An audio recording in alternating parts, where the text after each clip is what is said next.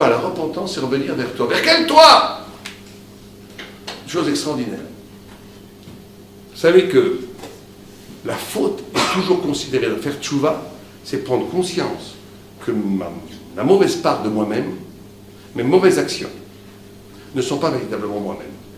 Ce qui est grave dans le mal, c'est pas tellement de faire le mal, c'est de s'identifier au mal. Quand quelqu'un vous dit je suis coléreux, je suis radin, je suis jaloux, tu mens. Tu n'es pas né coléreux, tu n'es pas né radin, tu n'es pas né jaloux. La vie t'a rendu coléreux, radin, jaloux, mais toi tu ne l'es pas. Et quand tu t'identifies à ce que la vie a fait de toi, c'est la trahison de ton humanité en essence. Faire tchouva, c'est revenir à ce point d'intimité, ce point profond, de pureté, qui est ma relation verticale avec Dieu, qui fait tomber toutes les négativités de mon existence comme des écorces. C'est ça faire tchouva. Et donc ça voudrait dire, pour notre problématique, quelque chose de fondamental, que l'homme excède ses actes. Tu ne peux pas réduire quelqu'un pour ce qu'il est. C'est pour ça que c'est très important d'avoir un regard. C'est qu'en hébreu, l'amour a se dire rechem, rachamim. Rachamim a pour racine étymologique rechem. Rechem, c'est le matriciel, là où l'enfant est porté. Comme si on nous disait que aimer quelqu'un, c'est la capacité de lui donner du futur, la capacité de voir ce qu'il peut devenir. Quand tu n'aimes pas quelqu'un, tu le vois comme il est. Tu es un raté, tu es un nul, tu iras jamais, tu feras jamais rien, tu es un pauvre type. Voilà ce que tu es. Ça, c'est. À moins que ça soit d'un point de vue psychologique le contraire, mais déjà, généralement, c'est une preuve de non-amour. Quand tu aimes quelqu'un, tu vois, tu ne réduis pas à ce qu'il est, ce que la vie a fait de lui. Tu lui ouvres les portes d'un devenir parce que tu vois son potentiel. Tu vois ce qu'il peut devenir. Des fois, c'est même abusé quand vous dites à une mère qui adore son petit enfant qui casse tous les carreaux dans l'immeuble, et vous dites, votre fils, c'est un petit diabétique. Mais non, mon fils, c'est un sucre d'orge, il est merveilleux. Bon, elle le voit que le bien, mais c'est problématique. Mais, en tous les cas, elle ne le réduit pas à ce qu'il fait. Aimer quelqu'un, c'est lui donner du futur. Le judaïsme, en nous enseignant cet enseignement cardinal du pardon, vous savez qu'on nous jalouse beaucoup chez les protestants et chez d'autres, sur le grand jour du pardon, sur Yom Kippour, parce que ça a été, ceux qui connaissent un peu les soucis de grands penseurs chrétiens, c'était toujours le souci du salut. Nous, Baruch Hashem, on a ce cli, cet instrument extraordinaire qui s'appelle Yom Kippour et la Teshuvah, où on te dit, apprends à te reconnaître dans ta clarté et ne pas t'identifier avec les zones de ténèbres. À ce moment-là, tes ténèbres tomberont et tu retrouveras ta clarté. Mais ça nous enseigne aussi par rapport à l'autre, qu'on doit voir l'autre, non pas, on ne doit pas réduire l'autre pour ce qu'il fait, mais pour ce qu'il peut devenir. Et là, ça ouvre une tolérance extraordinaire. Ça ouvre un horizon de tolérance extraordinaire. À partir de ces 6 clés que nous avons énumérées, il me paraît essentiel de les méditer pour justement, non seulement pour nous-mêmes, parce que c'est en vérité, ce n'est pas que la religion, c'est la vie. La Torah, c'est la vie. Dans notre rapport à notre conjoint, dans notre rapport à nos enfants, dans notre rapport au prochain, dans notre rapport aux nations, dans notre rapport à nous-mêmes. Tout ce qu'on a dit, on peut être utilisé. Parce que ce qui me paraît le plus essentiel, pour résumer ce qu'on a dit, c'est justement que la Torah nous enseigne de ne pas nous compromettre, de faire aucune compromission par rapport à la fidélité radicale de la vérité. Mais que cette fidélité radicale de la vérité ne se paie pas par une violence, d'intolérance, par le refus de l'altérité. Et que cette ouverture vers l'altérité et l'amour du prochain et la possibilité de comprendre qu'il y a d'autres résonances, d'autres façons d'être homme, ne se paie pas d'une destruction de l'échelle de valeur. Cet double enseignement est l'enseignement cardinal du judaïsme qui a permis au peuple juif d'avoir ce caractère tout à fait singulier, d'être en même temps éminemment fidèle à la parole de Dieu durant les millénaires et d'être tout à fait tolérant et sympathique envers les peuples qui nous entourent. Bezrat Hashem, que nous puissions continuer et perpétuer cette tradition autour de nous. Amen. Ken Yirah Tzah. Amen.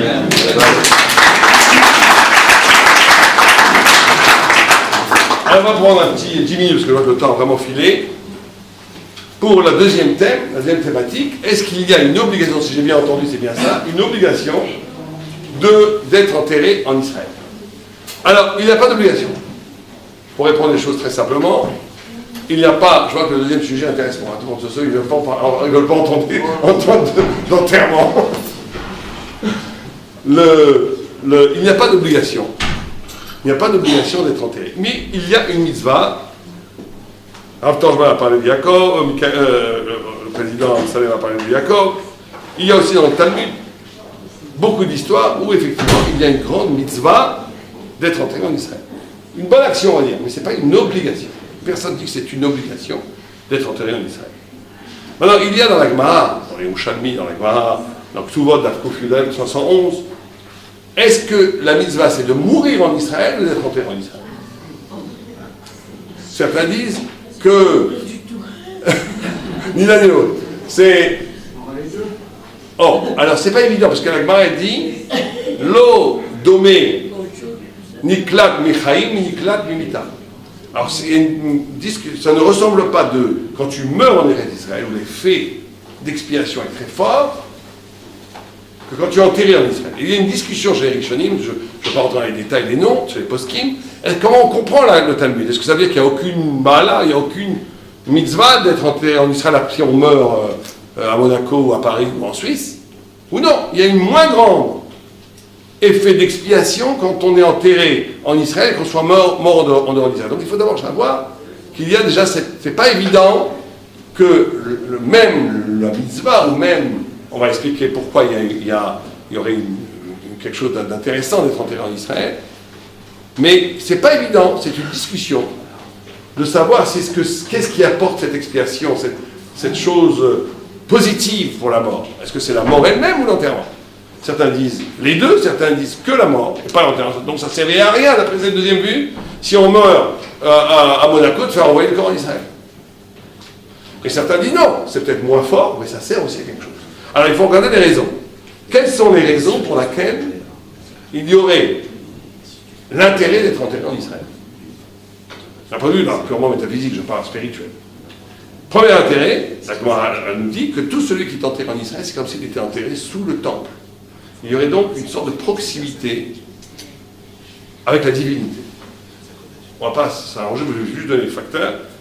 Deuxième, là c'est une fonction plus pratique, pour ceux qui y croient, bien entendu, je vous dis ce que la Torah dit, c'est que Triat Ametim. C'est-à-dire que quand il y aura la résurrection des morts, ça sera beaucoup plus confortable d'avoir sa place aux premières loges que de devoir faire tout le trajet métaphysique qui sera compliqué si on est enterré en dehors d'Israël.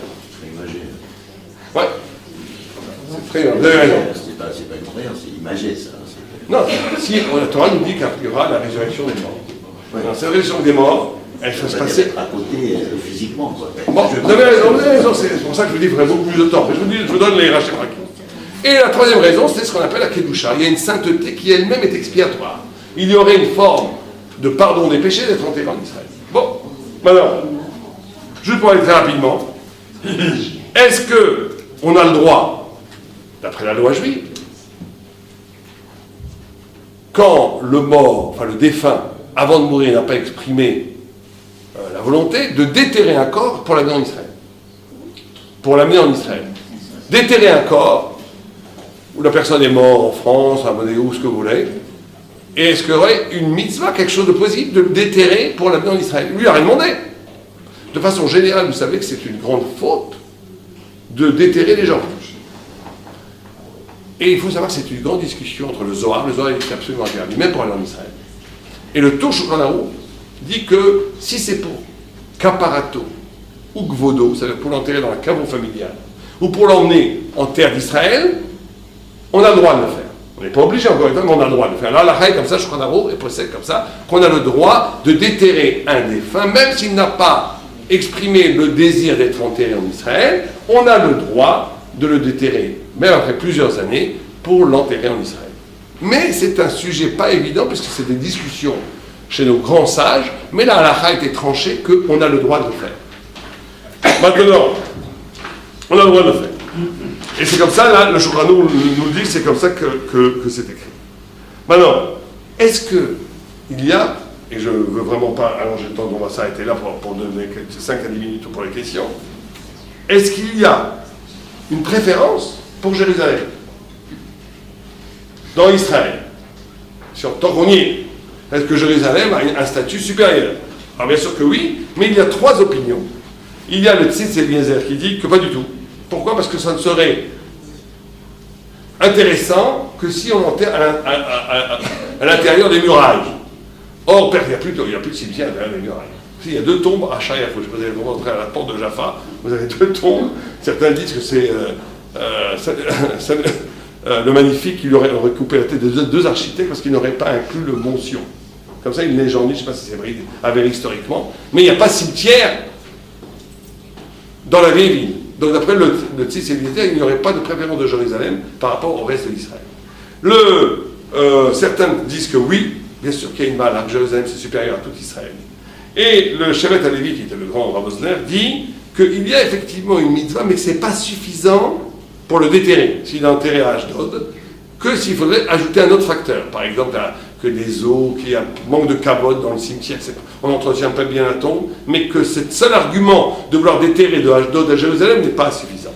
Et pour finir, il y a aussi un très beau minag, qui est écrit par le Réma et que je vous conseille de faire, enfin le plus tard possible, on parlera après 120 ans, ou bien pour nos proches jusqu'à 120 ans, c'est de prendre de la terre d'Israël, je ne sais pas si on le fait ici, de prendre la terre d'Israël et de le mettre dans le cimetière en or et de le mettre dans le cercueil à l'intérieur. C'est un très beau minag et c'est très bien fait.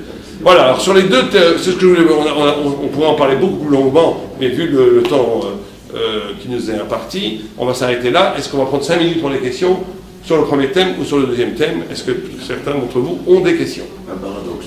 Est-ce qu'on doit naître en Israël? Celui qui naît en Israël a une kedusha spécifique, a une sainteté particulière. Les sabras, tu les vois. On parle d'un mort, mais on parle. Tu les vois les sabras sans être un. Tu vois quand tu vois les Israéliens qui naissent en Israël, ils ont un caractère très différent des Juifs qui sont nés en Jérusalem. C'est pas les mêmes. Et c'est pas que culturel. Il y a une énergie. Il y a une inventivité, alors des fois c'est complètement détruit par toutes sortes de facteurs socioculturels. Alors en Israël, il y a de gros problèmes aussi socioculturels. Mais moi je reconnais tout de suite un Israélien à 100 000 pas. Mais tout de suite. On reconnaît un Juif aussi, mais un Israélien tout de suite. Il y a dans l'israélianité une énergie, une force que j'ai rarement jamais vue ailleurs. On peut considérer que c'est pas que socioculturel, parce que tu vois que même que ce soit dans n'importe quelle couche de la société, il y a cet élément-là d'énergie qu'on voit chez les uns. Donc je pense que c'est dû à la naissance. Est-ce qu'il y a d'autres questions? Non, juste pour préciser par rapport au premier point, donc Céline a parlé sur la première conquête de la terre d'Israël. Juste après précisant, le Kesef Mishneh précise dans l'œuvre de Maïmonide que s'ils acceptaient les 7 commandements, qui sont la base de la morale universelle, ne s'engager à ne pas tuer, à ne pas voler, en d'autres termes, les gens qui s'engagent à être de vrais êtres humains étaient épargnés et ils sortaient de la catégorie des nations qu'il fallait combattre ou de la catégorie terrible des Amalécites. Donc, ce qui veut dire en d'autres termes que de vrais êtres humains étaient épargnés, mais ceux qui persistaient à se conduire comme des sauvages et à ne pas accepter la morale des 7 commandements n'avaient pas de place en terre d'Israël. Ça veut dire qu'on ne leur imposait pas la Torah. Mais par contre, leur commandement qui concerne toute l'humanité, de ne pas tuer, de ne pas voler, de se conduire comme un être humain. C'est cette mission. Il y a un peuple, de toute façon, qu'on doit poursuivre. Il y a 3 mitzvot dans la Torah qui nous le disent. Amalek. Oui, c'est à quoi qu'il se passe. Non, sauf s'il accepte les 7 commandements. Non, Amalek. Amalek, il y a 3 mitzvot. Amalek aussi, bravo. Mais Amalek, tu te souviens de ça, Amalek, tu poursuis Amalek et tu tues Amalek. Non, Amalek, il faudrait tout à court sur Amalek. Je crois qu'on l'avait fait une fois. Qui est Amalek? Qu'est-ce que c'est Amalek? Il faut savoir que Amalek, c'est un peuple, vous savez que dans le monde a été créé avec la lettre He, vous avez la Dalet et le Yud. Le Dalet, c'est toutes les nations. Qui est dans le Yud? Israël et Amalek. Pour te dire où ça va. Donc ça veut dire qu'Amalek, c'est qu'un peuple qui touche à l'essence de la divinité pour la déformer. On est dans un autre. On en parlera une autre fois. Shaoul a perdu sa royauté, justement parce qu'il n'a pas poursuivi la guerre. Mais ça, je veux dire, Amalek, on ne peut pas traiter le sujet. Amalek, c'est le sujet d'une confrontation du peuple d'Israël avec un miroir presque authentique qui est son opposé. Donc on rentre ici dans toute une paracha, qu'on ne peut pas aborder en 5 minutes, c'est impossible. Même en 10 minutes.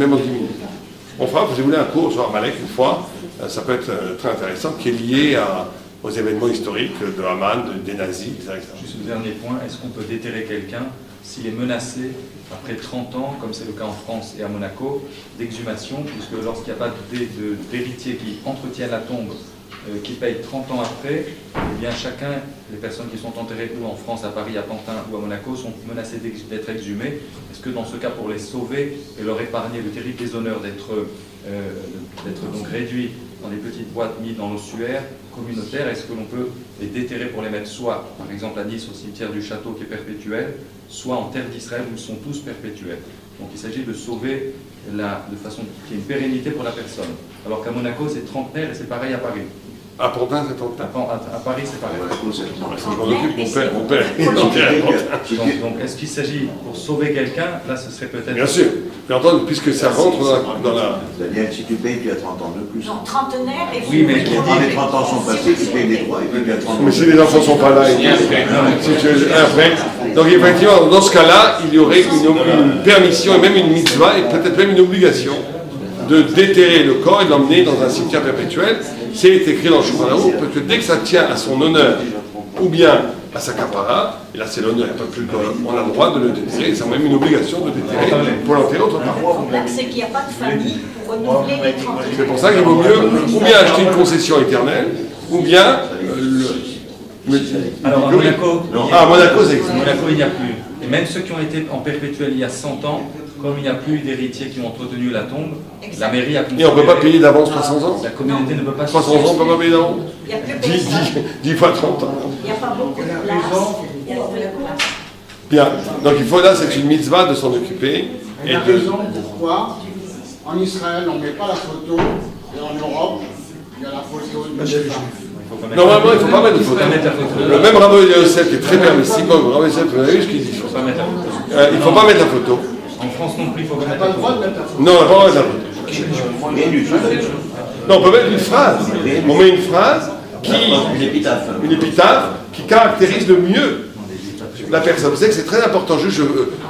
C'est très important. Vous savez qu'est-ce qui fait monter le plus l'âme des parents? Qu'est-ce qui est le plus salutaire pour le défunt?